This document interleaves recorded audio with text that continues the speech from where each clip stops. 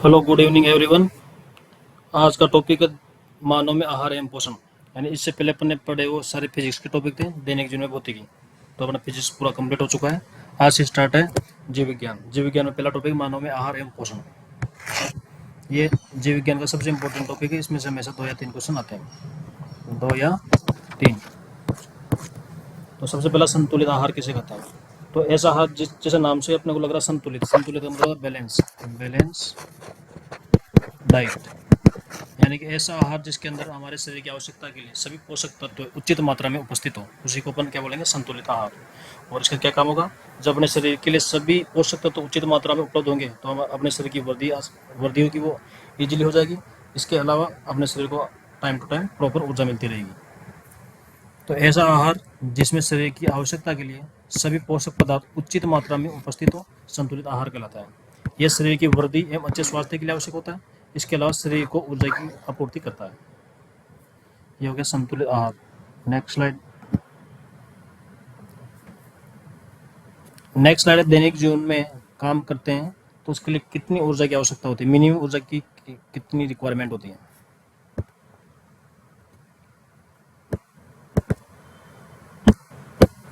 उसमें अपन पुरुष और महिलाओं में अलग अलग पढ़ेंगे। पुरुषों में कितनी होगी और महिला में कितनी होगी। और उसको 3 कैटेगरी में बांटा गया है। एक होता है सामान्य काम, एक मध्यम और एक होता है कठिन।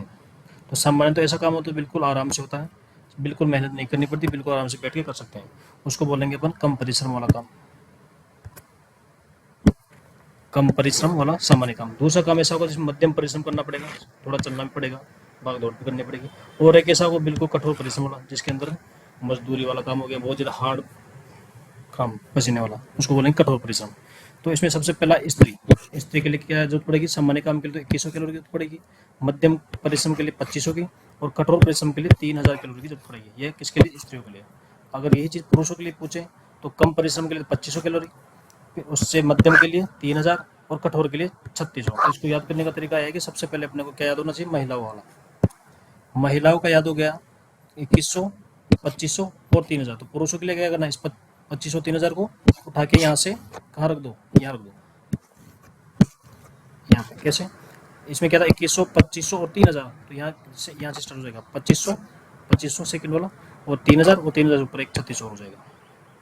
ठीक है। तो स्त्री में होगा 2100, 2500, 3000, और पुरुष में हो जाएगा 2500, 3000 और 3600 कैलोरी पर डे। ये पर डे में। Next slide.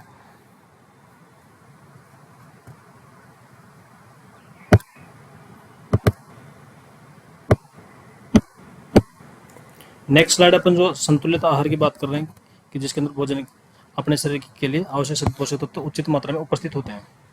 तो उसके क्या क्या घटक होते हैं, क्या क्या अवयव होते हैं? घटक या अवयव।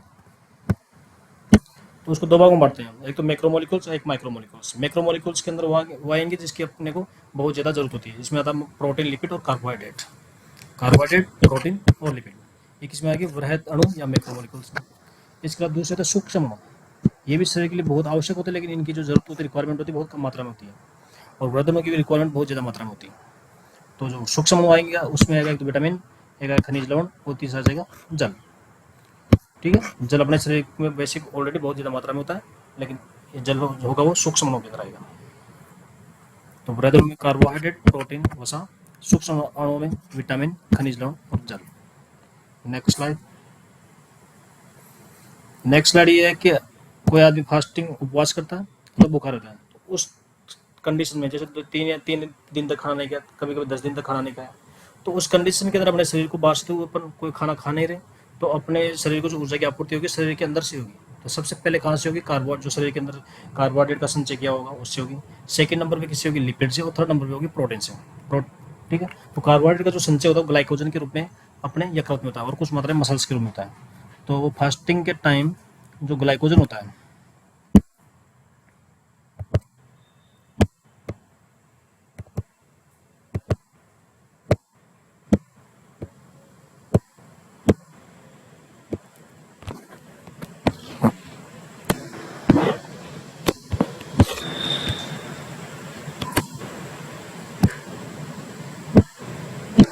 तो अपने शरीर में जो कार्बोहाइड्रेट होता है, कार्बोहाइड्रेट, उसका संचय जो होता है, संचय वो ग्लाइकोजन के रूप में होता है, ग्लाइकोजन के रूप में किसमें होता है, यकृत में होता है मेनली, ठीक है। लेकिन जैसे फास्टिंग होगी, भूख, फास्टिंग बोल सकते हैं, उस कंडीशन में ग्लाइकोजन जो होगा, ग्लाइकोजन वो ग्लूकोज में बदल जाएगा, ग्लूकोज में। इस प्रक्रिया को बोलेंगे ग्लाइकोजिनोलाइसिस। ग्लाइकोजन का ग्लूकोज में बदलना क्या कहलाएगा, ग्लाइकोजिनोलाइसिस, ठीक है।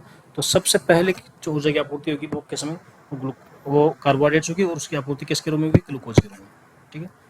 उपवास के समय सर्वप्रथम ऊर्जा प्राप्ति कार्बोहाइड्रेट्स होगी, सेकंड नंबर पे वसा से होगी, और लास्ट में होगी प्रोटीन से। वसा का संचय, कार्बोहाइड्रेट का तो संचय अपन देख रहे हैं यकृत में होता है मेनली, और वसा का संचय जो होता है एडिपोज टिश्यू में होता है, वसीय ऊतकों में होता है, ठीक है, एडिपोज टिश्यू। और जो प्रोटीन्स होती है वो मसल्स में प्रोटीन होती है। तो भूख के समय सबसे पहले कार्बोहाइड्रेट, फिर सेकंड में वसा, तीसरे में प्रोटीन, ये ऊर्जा का क्रम होगा। Next slide. अब अपने पड़े भोजन के जो अवयव दो प्रकार के होते हैं, वृद्धनु और सूक्ष्म। वृद्धनु में प्रोटीन, लिपिड, कार्बोहाइड्रेट, और सूक्ष्म में क्या था, विटामिन, प्रोटीन और जल। तो सबसे पहले बात करेंगे वृद्धनु में। वृद्धनु में सबसे पहले बात करेंगे कार्बोहाइड्रेट की। और कार्बोहाइड्रेट जो होता है ये, तो कार्बोहाइड्रेट का जो मुख्य काम अपने शरीर में क्या, ऊर्जा प्रदान करना होता है। अपने शरीर में जो टोटल एनर्जी होती है उसका अप्रोक्स 70% के आसपास जो ऊर्जा होती है अपने कार्बोहाइड्रेट से प्राप्त होती है। तो ये हमारे शरीर के लिए ऊर्जा का मुख्य स्रोत होते हैं। और ऊर्जा का अपन पहले पढ़ चुके किसके रूप में, ग्लूकोज के रूप में। भूख के समय में ग्लाइकोजन किस में बदल जाए, ग्लूकोज में। और भूख के सामान्य कंडीशन में भी अपन शरीर जो कार्बोहाइड्रेट का उपयोग करेगा वो ग्लूकोज के रूप में होगा, ठीक है। संकरण या ग्लाइकोजन के रूप में हो सकता है, लेकिन हमेशा उपयोग जो होगा ग्लूकोज के रूप में होगा, चाहे वो फास्टिंग अवस्था हो चाहे सामान्य अवस्था हो, तो ग्लूकोज का रूप होगा, ठीक है, ऊर्जा के लिए। शरीर में इनका संचय जो होता है ग्लाइकोजन के रूप में यकृत में होता है, जो आवश्यकता अपने ग्लूकोज में बदल कर ऊर्जा देता है, अपन डिस्कस कर चुके हैं। अब बात करिए तो अपन हो गया अपना किस, मानव शरीर की। ये किसकी बात होगी, मानव शरीर, ठीक है। अब बात करें पादप। मानव के अंदर इसका संग्रहण किसके रूप में हुआ था, ग्लाइकोजन के रूप में। मानव में संग्रहण किसके रूप में हुआ था, ग्लाइकोजन।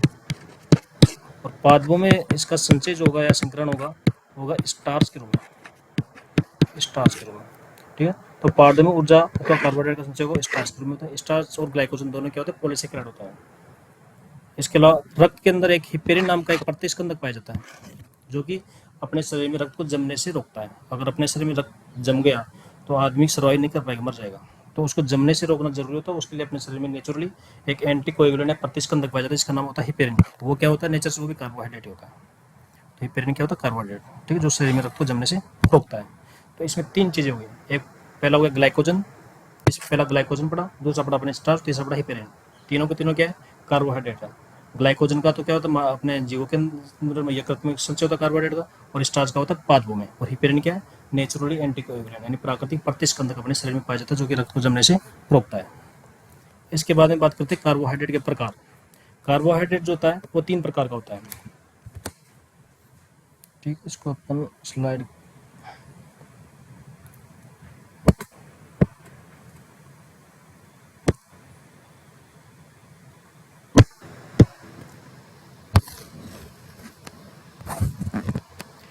ठीक है। तो कार्बोहाइड्रेट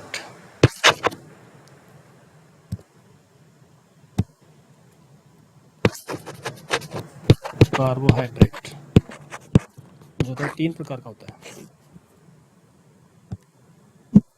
सबसे पहला होता है मोनोसेकेराइड, मोनोसेकेराइड। दूसरा जो प्रकार होता है वो होता है डाइसेकेराइड, डाइसेकेराइड। और तीसरा इसका जो प्रकार होगा वो होगा पॉलीसेकेराइड, पॉलीसेकेराइड, ठीक है। तो जो मोनोसेकेराइड होते हैं उसमें केवल एक, मोनो का मतलब एक, डाई का मतलब दो, और पॉली का मतलब दो से अधिक। यानी इसके अंदर सेकेराइड्स कितनी यूनिट होगी, एक यूनिट होगी। इसमें दो मोनोसेकेराइड होंगे, क्या होंगे, दो मोनोसेकेराइड, ठीक है। और इसमें क्या होगा, तीन अथवा तीन से ज्यादा मोनोसेकेराइड होंगे, ठीक है, जैसे नाम से लग रहा है। मोनो मतलब एक सेकेराइड यूनिट, डाइसेकेराइड में दो मोनोसेकेराइड होंगे, और पॉलीसेकेराइड में तीन से ज्यादा, यूजुअली 3 से लेके 10 तक मोनोसेकेराइड मिलकर पॉलीसेकेराइड बनाते हैं। अब मोनोसेक्राइड के बारे में बात करें तो मोनोसेक्राइड के एग्जांपल्स क्या क्या होते हैं। मोनोसेक्राइड का सबसे पहला एग्जांपल जो होता है वो होता है ग्लूकोज। ठीक है, पहला एग्जांपल है ग्लूकोज। ग्लूकोज को क्या बोलते हैं अपन, ग्रेप शुगर, ग्रेप शुगर या ब्लड शुगर। दूसरा एग्जांपल है इसका ग्लैक्टोज। ग्लैक्टोज, ग्लैक्टोज को बोलते हैं दिमाग की शर्करा, ब्रेन शुगर, क्योंकि ये ब्रेन के अंदर पाया जाता है, ब्रेन के डेवलपमेंट के लिए आवश्यक होता है, तो इसको बोलेंगे ब्रेन शुगर। और तीसरा इसके अंदर आता है ग्लूकोज, ग्लैक्टोज, फ्रक्टोज। थर्ड आता है फ्रक्टोज। फ्रक्टोज, फ्रक्टोज को क्या बोलते हैं, फ्रूट शुगर, फ्रूट शुगर। ये सबसे ज़्यादा मीठी होती है, स्वीटेस्ट, स्वीटेस्ट। शर्करा में सब में ज़्यादा जो मीठी शुगर होती है वो फ्रक्टोज होती है। तो इसके अंदर क्या आप जो प्री के अंदर एग्जाम प्रश्न पूछे जाते हैं या ये से पूछे जाएंगे मैचिंग मैचिंग के हिसाब से कि ब्रेन शुगर किसे बोलेंगे, फ्रूट शुगर किसे बोलेंगे, ग्रेप शुगर किसे बोलेंगे। ठीक है, तो ग्लूकोज को क्या बोलेंगे, ग्रेप शुगर। इसको रटने की जरूरत नहीं, ग्लूकोज में पहला जी आ रहा है तो इसमें पहला जी आ रहा है, ग्लूकोज बोलेगा ग्रेप शुगर। और दूसरा ब्लड के अंदर पढ़ ही चुके कि अपने शरीर के अंदर चाहे फास्टिंग हो चाहे नॉर्मल कंडीशन हो, कार्बोहाइड्रेट का जो यूज होता है वो हमेशा किसके रूप में होता है, ग्लूकोज के रूप में होता है, तो इसको ब्लड शुगर भी बोलेंगे अपन। दूसरा ग्लैक्टोज, ग्लैक्टोज ब्रेन शुगर होगी। और फ्रक्टोज में पहले एफ आ रहा है और इसमें एफ आ रहा है। ठीक है, तो ग्लूकोज में पहला जी, ग्रेप में पहला जी, और फ्रक्टोज में पहला एफ, और फ्रूट में पहला एफ। ठीक है, तो इसको ऐसे याद कर सकते हैं। तो ये हो गया अपना मोनोसेक्राइड। अब बात करेंगे डाइसेक्राइड की। इससे पहले इसको थोड़ा हटा ही देते हैं।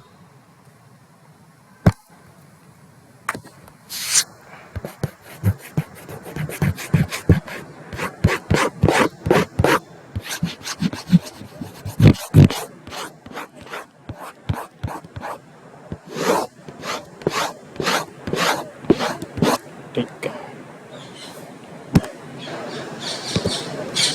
अब डाइसेक्राइड है उसको अपन परिभाषा तो पढ़ चुकी है, दो मोनोसेक्राइड मिलकर के क्या बनाएंगे, डाइसेक्राइड बनाएंगे। अब सबसे मेन क्या है, डाइसेक्राइड का एग्जाम्पल। ये जितने भी अपन पढ़ रहे हैं इनके सभी के एग्जाम्पल इंपॉर्टेंट है मेरे हिसाब से।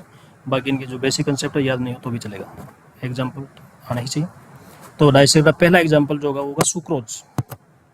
सुक्रोज, सुक्रोज को क्या बोलेंगे, चीनी, जो नॉर्मल चीनी होती है अपनी वो सुक्रोज होती है। दूसरा होता है लैक्टोज। लैक्टोज, लैक्टोज को क्या बोलेंगे, दुग्ध शर्करा, दुग्ध शर्करा। और तीसरा हो जाएगा माल्टोज। माल्टोज को बोलेंगे माल्ट शर्करा। ठीक है, तो इम्पोर्टेंट है कि कौन सी शर्करा को क्या बोलते हैं। जैसे ग्लूकोज को अपन ने क्या बोलते था, ग्रेप शुगर या ब्लड शुगर, ग्लैक्टोज को बोलता ब्रेन शुगर, फ्रक्टोज को बोलता फ्रूट शुगर। इसी प्रकार सुक्रोज को नॉर्मल चीनी बोलेंगे, लैक्टोज को बोलेंगे अपन दुग्ध शर्करा, और माल्टोज को बोलेंगे माल्ट शुगर। ये हो गया डाइसेक्राइड। अब बात करेंगे पॉलीसेक्राइड की।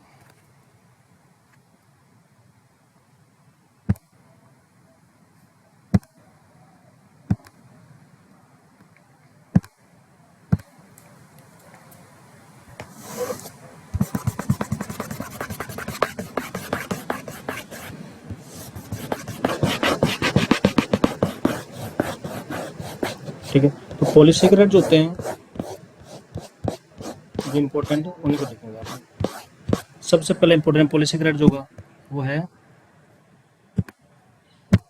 फर्स्ट इज ग्लाइकोजन, जो अपन ऑलरेडी डिस्कस कर चुके हैं। ठीक है, तो इसमें क्या पढ़ा अपन है कि कार्बोहाइड्रेट का अपने शरीर में जो संग्रहण होता है लीवर के अंदर वो किसके रूप में, ग्लाइकोजन के रूप में होता है। दूसरा अपन ने जो पॉलीसेक्राइड होगा स्टार्च, स्टार्च के बारे में भी अपन पढ़ चुके हैं। इसके में क्या पढ़ चुके हैं कि जो कार्बोहाइड्रेट का संचय पादप में होता है वो किसके रूप में होता है, स्टार्च के रूप में होता है। ठीक है, इसके अलावा सेलुलोज, हेमोसेलुलोज वगैरह बहुत सारे होते हैं। एक होता है सेलुलोज, सेलुलोज। ठीक है, ये कोशिका भित्ति के अंदर पाया जाता है, हेमोसेलुलोज वगैरह बहुत सारे होते हैं। तो एक पॉलीसेक्राइड हो गया। अब इसको अपन स्लाइड की तरह पढ़ते हैं 1 by 1 स्लाइड।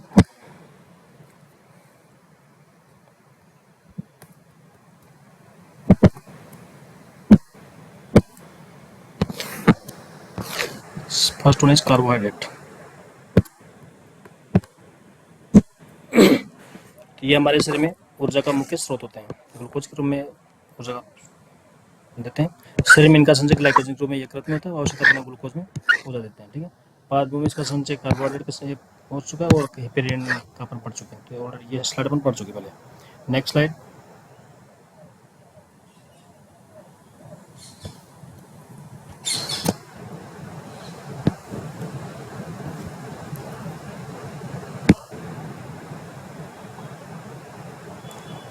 मोनोसेक्राइड्स।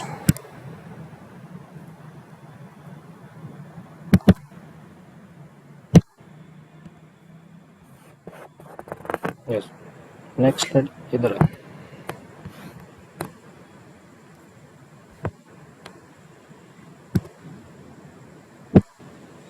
ठीक है, तो पॉलीसेकेराइड अपने कार्बोहाइड्रेट के बारे में पढ़ा कि 3 प्रकार के, तो मोनोसेक्राइड, डाइसेक्राइड और पॉलीसेक्राइड। जो अपन ने अभी डिस्कस किया उसी को स्लाइड में देख लो वापस से। मोनोसेक्राइड पहले, मोनोसेक्राइड में सबसे पहला ग्लूकोज, जो ब्लड शुगर होता है ग्रेप शुगर बोलेंगे, गैलेक्टोज जिसको ब्रेन शुगर बोलेंगे, फ्रक्टोज जिसको फ्रूट शुगर बोलेंगे, और ये सबसे मीठी शर्करा होती है। Next slide. नेक्स्ट स्लाइड में अपन बात करेंगे डाइसेक्राइड्स के बारे में। तो जो डाइसेक्राइड्स होते हैं वो अपने पता है कि 2 मोनोसेक्राइड यूनिट्स आपस में मिलकर के डाइसेक्राइड का निर्माण करती हैं। ठीक है, तो ये अभी यहाँ प्रे के हिसाब से इतना इंपॉर्टेंट नहीं, वो मेंस के हिसाब से अपन यहाँ पर केवल एग्जांपल पढ़ेंगे वन बाय वन। तो सबसे पहला सुक्रोज होता है जिसको हम चीनी बोलते हैं, लैक्टोज को दुग्ध शर्करा बोलेंगे या मिल्क शुगर बोलेंगे, माल्टोज को माल्ट शुगर बोलेंगे।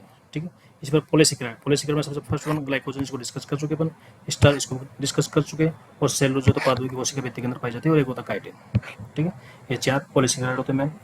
इसके बाद में नेक्स्ट स्लाइड। तो ये पहला अपना कार्बोहाइड्रेट था, कार्बोहाइड्रेट पूरा हो चुका। नेक्स्ट है प्रोटीन।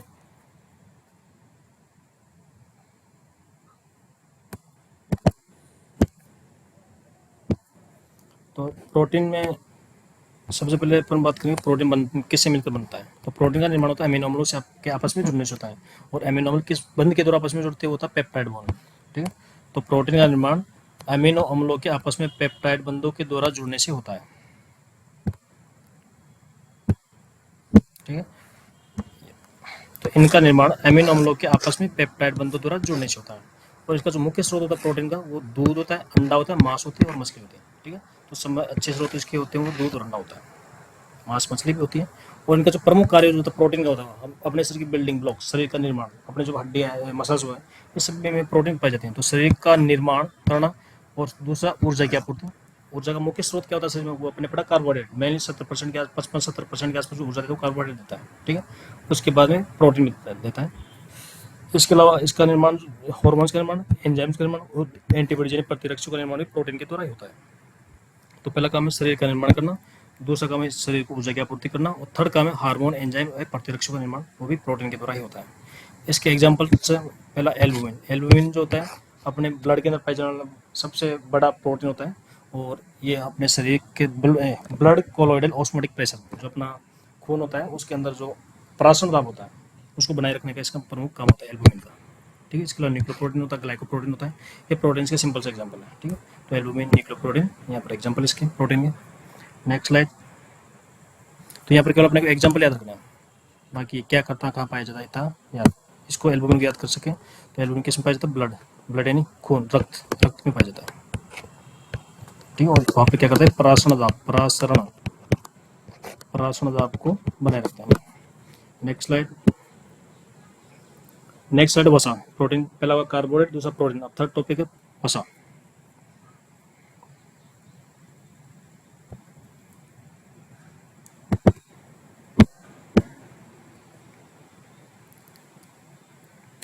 ठीक है, वसा क्या होती है, अपने प्रोटीन में पढ़ा कि प्रोटीन का निर्माण एमिनो अम्लों के आपस में पेप्टाइड बंधों के जुड़ने से होता है। और वसा का निर्माण कैसे होता है, वसा का निर्माण जो होता है वो वसीय अम्लों और ग्लिसरॉल के आपस में एस्टर बंधों के द्वारा जुड़ने से होता है। प्रोटीन में पेप्टाइड बॉन्ड पाए जाते हैं, और वसा में कौन से बॉन्ड पाए जाते हैं, एस्टर बॉन्ड। प्रोटीन का निर्माण एमिनो अम्लों से होता है, और वसा का निर्माण वसीय अम्लों प्लस ग्लिसरॉल से होता है।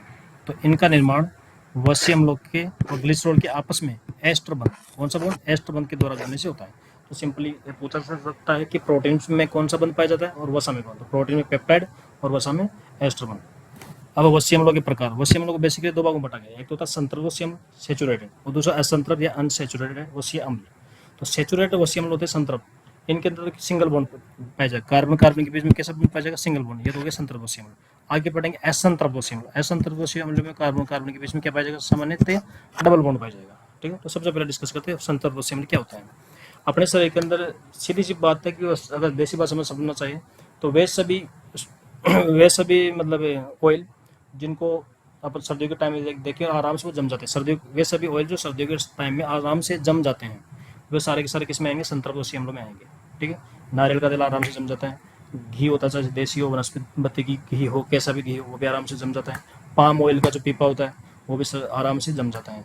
तो सीधा सा कंसेप्ट है, जो जम जाए वो सारे के सारे किस में आ जाएंगे, संतृप्त में, और जो जमे नहीं वो किस में आ जाएगा, असंतृप्त वसीय अम्ल होगा। तो सबसे पहला है संतृप्त वसीय अम्ल।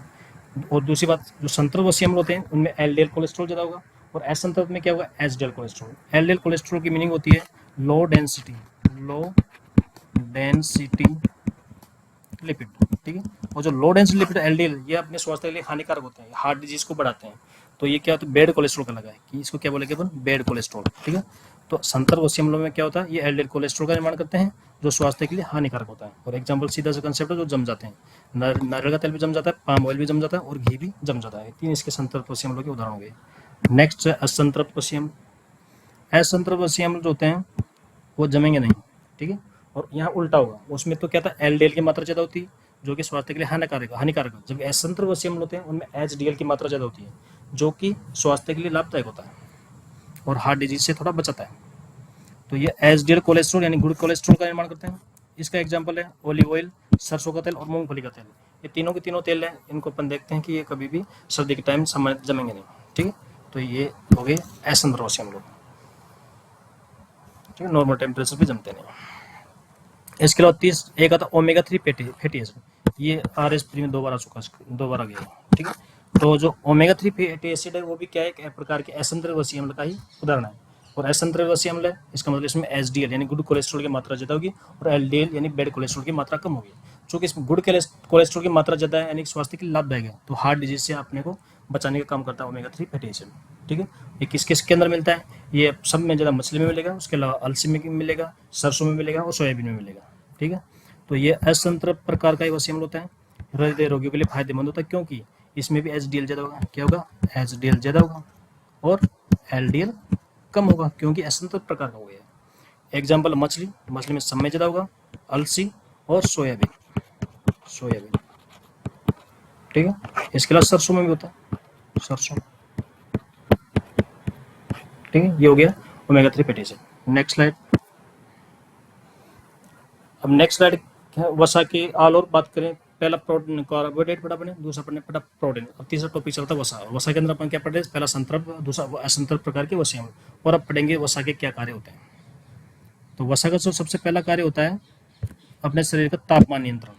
अपने शरीर में जो ऊपर की एपिडर्मिस पाई जाती है उसके नीचे जो फैट होती है वो अपने शरीर को तापमान को बैलेंस रखती है। सर्दियों में तो ज़्यादा ठंडा होने से बचाती है, गर्मी में ज़्यादा गर्म होने से बचाती है। तो ये क्या करती है, टेम्परेचर रेगुलेशन काम करती है, टेम्परेचर रेगुलेशन सबसे इंपॉर्टेंट काम वसा का ही होता है। और प्रोटीन का सबसे इंपॉर्टेंट काम अपन ने क्या पढ़ा था, शरीर का निर्माण करना। और कार्बोहाइड्रेट का सबसे प्रमुख काम क्या पढ़ा था, शरीर को ऊर्जा प्रदान करना। इसके अलावा दूसरा काम होगा आंतरिक अंगों की बाहरी चोटों से सुरक्षा करना। आंतरिक अंग जो होंगे उनकी बाहरी चोटों से सुरक्षा, यानी अपने शरीर में चारों चमड़ी पाई जाती है और चमड़ी के नीचे की क्या पाई जाती है, फैट पाई जाती है। तो बाहर से कोई भी चोट लगती है तो छोटी मोटी चोट को जो वसा होती है अंदर वाली वो सहन कर जाती है, अंदर वाले अंग होते हैं वो के चोट लगने से बच जाते हैं। तो आंतरिक अंगों की बाहरी चोटों से सुरक्षा करना भी इसका एक काम होता है, ठीक है। इसके अलावा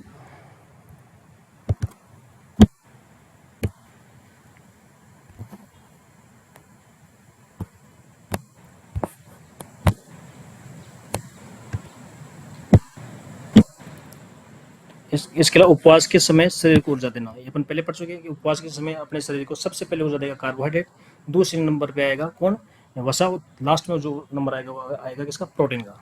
तो ये अपन डिस्कस कर चुके हैं। तो 3 काम हो गए, तापमान नियंत्रण, दूसरा आंतरिक अंगों की बाहरी चोटों से या बाह्य आघातों से सुरक्षा करना, और तीसरा उपवास के समय शरीर को ऊर्जा देना। ये अपना वसा कंप्लीट। नेक्स्ट स्लाइड में बात करेंगे माइक्रोमोलिक्यूल्स, सूक्ष्म अणुओं की। भोजन के 2 प्रकार के होते थे, वृहद अणु और सूक्ष्म अणु। वृहद अणु में प्रोटीन, लिपिड, कार्बोहाइड्रेट जो कंप्लीट हो चुके हैं। सेकंड बात है सूक्ष्म अणु। सूक्ष्म अणु में सबसे पहले पढ़ेंगे विटामिन।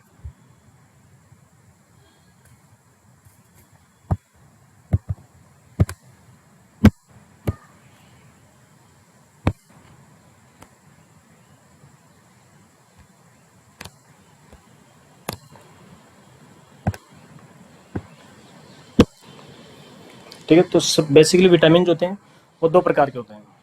एक तो होता है वसा में घुलनशील और एक तो वसा में अघुलनशील अथवा जल में घुलनशील। जो वसा में घुलनशील विटामिन होंगे जैसे नाम से लग रहा है कि जो वसा में घुलनशील है, इसका मतलब अपने शरीर में जाएंगे और शरीर के अंदर जो वसीय ऊतक होंगे उनमें जाके जम जाएंगे, और वसीय ऊतकों में जम गए तो लंबे समय तक वहाँ पर स्टोरेज रहेगा और ये यूरिन के द्वारा शरीर से बाहर नहीं निकल पाएंगे। और दूसरा होता है वसा में अघुलनशील अथवा पानी में घुलनशील। चूंकि पानी में घुलनशील है तो ये जाके वसीय ऊतकों में जमा नहीं होंगे, इस कारण आसानी से ये यूरिन के द्वारा अथवा पेशाब के द्वारा शरीर से बाहर निकल जाएंगे। ठीक है, तो वसा में घुलनशील 4 विटामिन होंगे, विटामिन ए, डी, ई, के, और बाकी जितने भी विटामिन होंगे वो वसा में अघुलनशील या जल में घुलनशील होंगे। ठीक है, तो स्लाइड के द्वारा देखते हैं इसको। सबसे पहला वसा में घुलनशील। वसा में घुलनशील में सबसे पहला विटामिन आएगा विटामिन ए, दूसरा विटामिन डी, विटामिन ई और विटामिन के। ठीक है, और वसीय ऊतकों में जमा रहते हैं जिस कारण मूत्र में उत्सर्जित नहीं होते हैं। ये हो गया वसा में घुलनशील। ठीक है, और ये ऊर्जा निर्माण में कोई योगदान नहीं देंगे। दूसरा जल में घुलनशील अथवा वसा में अघुलनशील। इसमें बाकी सारे के सारे विटामिन आ जाएंगे, विटामिन बी, सी, ठीक, बाकी सारे के सारे विटामिन इसमें आएंगे। और इनको प्रतिदिन भोजन के साथ लिया जाता है क्योंकि ये मूत्र द्वारा उत्सर्जित होते हैं। वसा में घुलनशील विटामिन क्या होते हैं, ये जाके वसीय ऊतकों में जमा हो जाते हैं, तो इनको प्रतिदिन अपने को लेने की आवश्यकता नहीं होती है। जबकि जल में घुलनशील विटामिन होते हैं प्रतिदिन मूत्र के द्वारा विसर्जित हो जाते हैं, अतः इनको डेली अपने फूड में इनको लेने की जरूरत पड़ती है ये जल में। ठीक है, तो यही प्रश्न कई बार पूछ लेते हैं कि कौन सा विटामिन जल में घुलनशील है और कौन सा वसा में घुलनशील है, तो एक क्वेश्चन तो यहीं से आता है। दूसरा नेक्स्ट, अब 1 बाय 1 इन विटामिनों के बारे में पढ़ेंगे। सबसे पहला आएगा विटामिन ए।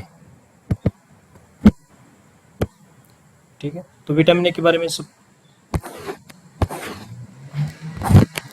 सबसे फर्स्ट इज विटामिन ए।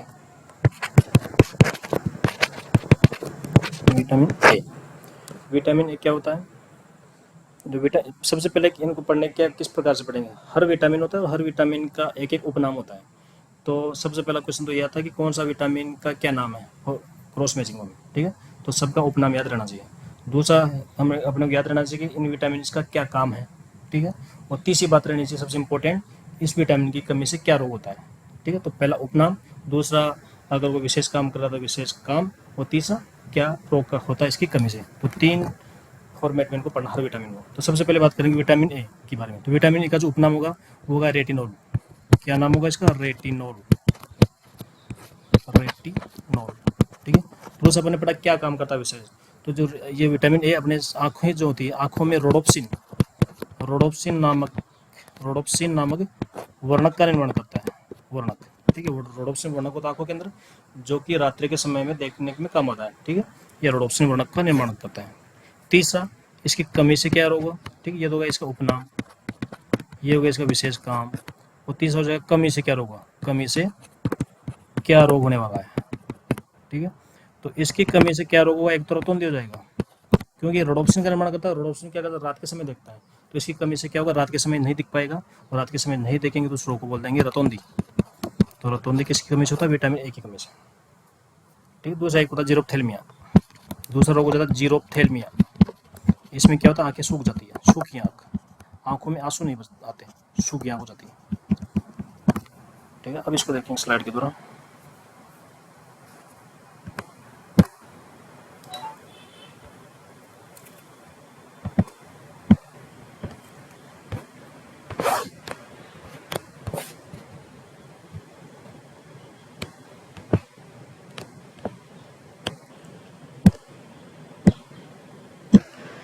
ठीक है, तो विटामिन ए का जो उपनाम है वो है रेटिनोल। ठीक है, दूसरा दृष्टि वर्णक रोडोप्सिन का निर्माण करता है, और बच्चों में टीकाकरण के समय इसको दिया जाता है।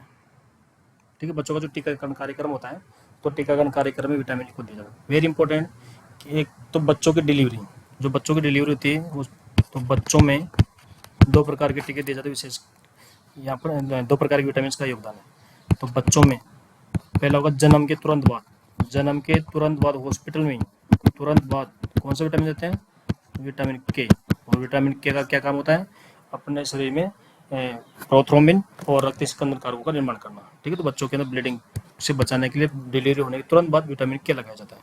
दूसरा, बच्चों के लिए एक इम्यूनाइजेशन प्रोग्राम चलाया जाता है, टीकाकरण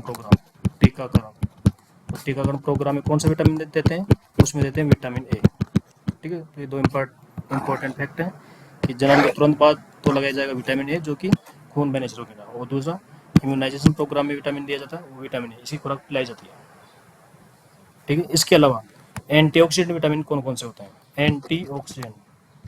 ठीक है, एंटीऑक्सीडेंट होता क्या है? एंटी का मतलब उल्टा और ऑक्सीडेंट का मतलब ऑक्सीडेशन, यानी कि वे विटामिन जो कि ऑक्सीडेशन को रोकते हैं।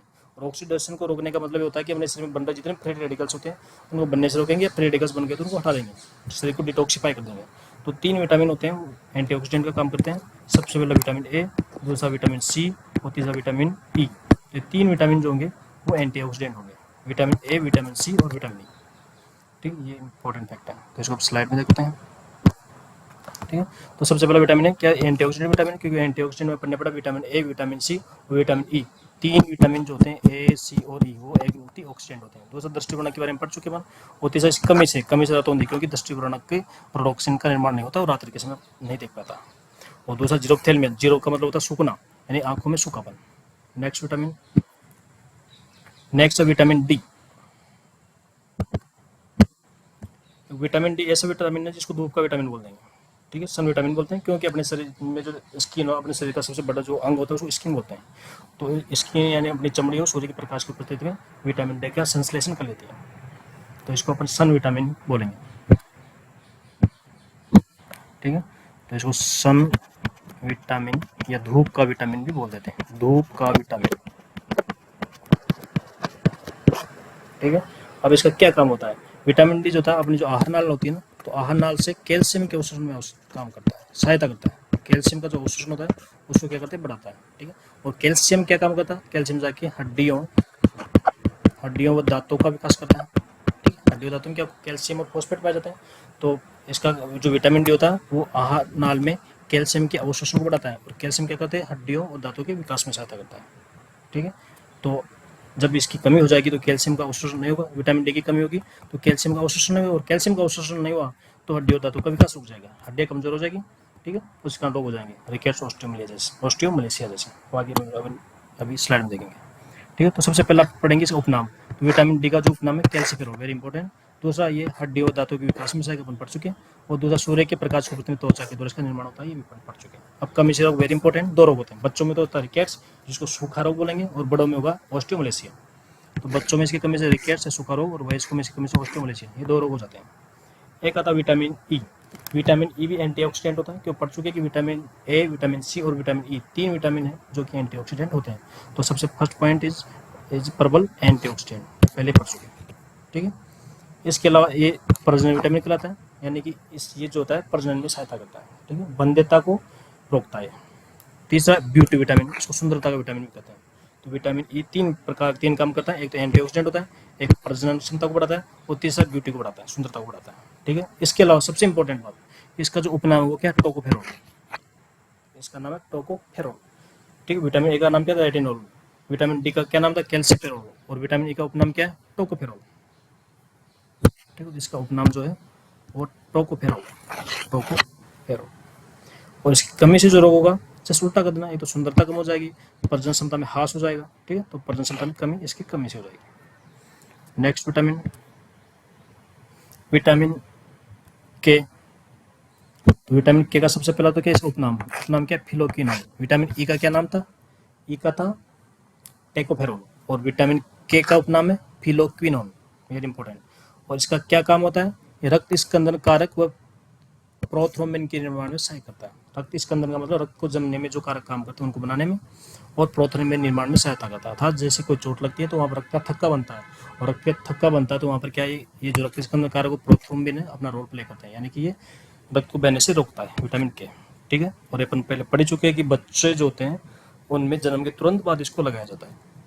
ठीक है, तो बच्चों में जन्म के तुरंत बाद इसको दिया जाता है, इंजेक्शन के द्वारा दिया जाता है। विटामिन ए को तो पिलाया जाता है, और विटामिन के को इंजेक्शन के द्वारा दिया जाता है।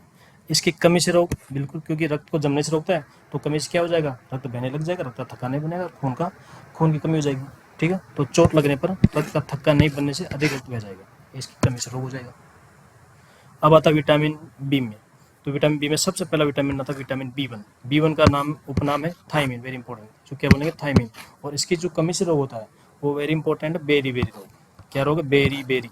और बेरी बेरी में कौन कौन से अपने सिस्टम प्रभावित होते हैं, कौन कौन से तंत्र प्रभावित होते हैं? तो सबसे ज्यादा एक तो तंत्रिका तंत्र, और दूसरा अपना कार्डियोवैस्कुलर सिस्टम अथवा हृदय, ये 2 तंत्र इसमें प्रभावित होते हैं। तो इसमें तंत्रिका तंत्र और हृदय प्रभावित होते हैं। ठीक है, तो इसका उपनाम थायमिन, कमी से बेरी बेरी रोग होता है। दूसरा इसमें रोग पड़ेंगे, सॉरी दूसरा विटामिन बी कॉम्प्लेक्स में पहला B1 हो गया, दूसरा पड़ेंगे B2।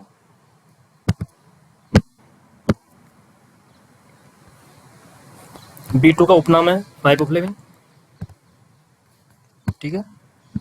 तो B2 का उपनाम तो क्या राइबोफ्लेविन, जो वेरी इंपॉर्टेंट है। इसके अलावा इसकी कमी से किलोसिस होता है। किलोसिस का मतलब होता है फटना, होठों का फटना, ठीक है। तो इससे क्या हो जाए, होठ फट जाएंगे और छाले पड़ जाएंगे। दूसरा त्वचा का रूखापन, ठीक है। तो होठ, जब त्वचा का रूखापन होता है तो ये तो होठ फटते हैं, तो एक ही बात हो गई, नहीं तो होठ फट जाएंगे और त्वचा का रूखापन हो जाएगा, यानी कि किलोसिस हो जाएगा। इसमें विटामिन B2 हो गया। नेक्स्ट पढ़ेंगे विटामिन B3, जो कि विटामिन बी कॉम्प्लेक्स में बहुत ज़्यादा इंपॉर्टेंट है। B3 इसका उपनाम हो जाएगा नियासिन। B3 को क्या बोलेंगे, नियासिन, ठीक है। उपनाम तो क्या, नियासिन। और इसकी कमी से जो रोग होता है ये आया हुआ है, इसकी कमी से पेलेग्रा रोग होता है। और पेलेग्रा को केवल ट्रिपल डी बीमारी बोलते हैं। ट्रिपल डी क्यों बोलते हैं, क्योंकि इसमें 3 डी होते हैं। पहले डी में तो आता है डायरिया, दूसरे डी में आता है डर्मेटाइटिस, और तीसरे डी में होता है डिमेंशिया। यानी इसमें ट्रिपल डी बीमारी होती है, डायरिया, डर्मेटाइटिस और डिमेंशिया पेलेग्रा में, ठीक है। और होता कब है, ये मक्का का ज़्यादा सेवन करने वाले इंसानों में ज़्यादा होता है, ठीक है। तो मक्का का ज़्यादा सेवन करेंगे तो इस रोग की संभावना बढ़ जाएगी। नेक्स्ट है विटामिन B3 के बाद में विटामिन B5, इसको पेंटोथेनिक अम्ल इसका उपनाम है। और ये को एंजाइम है, को एंजाइम अपन पढ़ते रहे उसमें, किसमें, ग्लाइकोलाइसिस, क्रेब्स साइकिल उधर आता है को एंजाइम है। तो सह एंजाइम एक घटक होता है कौन, विटामिन B5। और इसकी कमी से जो रोग होगा क्या हो जाएगा, एक तो सफ़ेद बाल और एक तो बीमारी।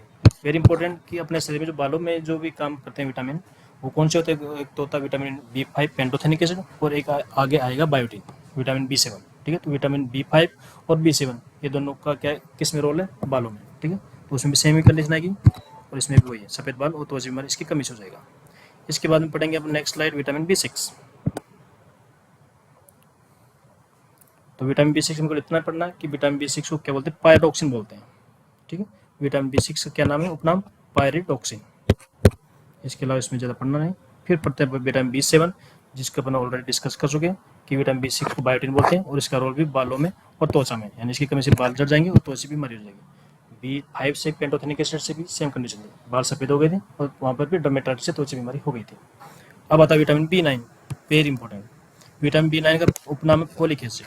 क्या नाम है, उपनाम फोलिक एसिड। इसके अलावा हरी पत्ते कहाँ पाए जाते हैं, इसके सोर्स, सभी के सोर्स इंपॉर्टेंट नहीं, इसका इंपॉर्टेंट है। तो इसके जो मुख्य सोर्स या मुख्य स्रोत क्या है, एक तो हरी पत्तेदार सब्जियां और फलियां, इसका प्रचुर स्रोत होती है। और इसकी कमी जो एनीमिया, एक एनीमिया होता है, एनीमिया का मतलब होता है खून की कमी। तो एनीमिया किस प्रकार, एनीमिया बहुत सारे प्रकार के होते हैं। तो इसकी कमी से कौन सा हो जाएगा, मेगालोब्लास्टिक एनीमिया। मेगालोब्लास्टिक एनीमिया का मतलब होता है आरबीसी बड़े बड़े आकार, मेगालो मतलब बड़ी बड़ी और परिपक्व आरबीसी बन जाएगी, तो ये मेगालोब्लास्टिक एनीमिया। सेम इसी तरह से एक विटामिन आता है विटामिन B12। नेक्स्ट विटामिन है विटामिन B12। विटामिन B9 और B12 थोड़े बहुत मिलते जुलते विटामिन ही है दोनों। विटामिन B9 को अपन ने बोला था फोलिक एसिड, और विटामिन B12 को जो है उसमें बोलेंगे अपन साइनोकोबालामाइन। इसका उपनाम क्या हो जाएगा, साइनोकोबालामाइन, ठीक है। इसको मिथाइलकोबालामाइन बोलते हैं और साइनोकोबालामाइन बोलते हैं, यानी कोबालामाइन। कोबाला का मतलब होता है कोबाल्ट, इसमें कोबाल्ट धातु पाई जाती है, ठीक है, वेरी इंपॉर्टेंट। तो कोबाल्ट कहाँ से, इसको उपनाम से, कोबाला से, ठीक है। और विटामिन B12 जितने विटामिन है उनमें एकमात्र ऐसा विटामिन है जो कि पादप स्रोत यानी वनस्पति में बिल्कुल भी नहीं पाया जाता है, ठीक है। अतः जो व्यक्ति शाकाहारी होते हैं, यानी केवल वनस्पतियों को खाते हैं, शाकाहारी, मांस नहीं खाते हैं, तो उनमें इस विटामिन की कमी की संभावना बहुत ज़्यादा होती है, ठीक है। और जो मांसाहारी होते हैं उनमें इसकी कमी की संभावना बहुत ही कम रहती है। तो मांसाहारी में आराम से मीट में इनमें मिल जाता है, जबकि शाकाहारियों के लिए क्योंकि वनस्पति में नहीं पाया जाता है, तो शाकाहारियों में इसकी कमी हो सकती है। तो एकमात्र विटामिन जो वनस्पति में नहीं पाया जाता है। और इसके अलावा इसका काम क्या होगा, आरबीसी के परिपक्वन और तंत्रिका विकास में सहायक होता है। और कमी से क्या रोग, जो फोलिक एसिड में पड़ा सेम वो रोग इधर होगा, मेगालोब्लास्टिक एनीमिया, ठीक है। तो मेगालोब्लास्टिक एनीमिया कौन कौन से विटामिन की कमी से होता है, मेगालोब्लास्टिक एनीमिया विटामिन B9 यानी फोलिक एसिड और विटामिन B12 साइनोकोबालामाइन, इन दोनों की कमी से होता है। इसमें क्या होता है, आरबीसी अपरिपक्व हो जाती है, इमेच्योर हो जाती है और बहुत बड़े आकार की हो जाती है। नाम से लग रहा है मेगालो मतलब बड़ा होता है, तो इसके अंदर बड़ी आकार की आरबीसी हो जाती है। नेक्स्ट स्लाइड विटामिन B12 के बारे में है। तो विटामिन B12 की कमी से पहला तो रोग को कहता है कौन सा, मेगालोब्लास्टिक एनीमिया। दूसरा होता है विटामिन B12 में के अवशोषण के लिए अपने आमाशय के अंदर एक फैक्टर पाया जाता है, इसमें आमाशय में एक इंट्रिंसिक फैक्टर होता है। क्या होता है, इंट्रिंसिक फैक्टर। और इंट्रिंसिक फैक्टर का काम होता है विटामिन बी 12 का अवशोषण करना आमाशय में। किसका अवशोषण? Vitamin B 12। जब इस इंट्रिंसिक फैक्टर की कमी हो जाएगी तो विटामिन बी 12 का अवशोषण नहीं हो पाएगा, और विटामिन बी 12 का अवशोषण नहीं हो पाएगा तो विशेष प्रकार का एनीमिया होता है, उस एनीमिया को बोल देंगे पर्निसिस एनीमिया। ठीक है, पर्निसिस एनीमिया। तो सीधी सी बात है, अगर विटामिन बी 12 की डायरेक्ट कमी होती है तो मेगालोब्लास्टिक एनीमिया।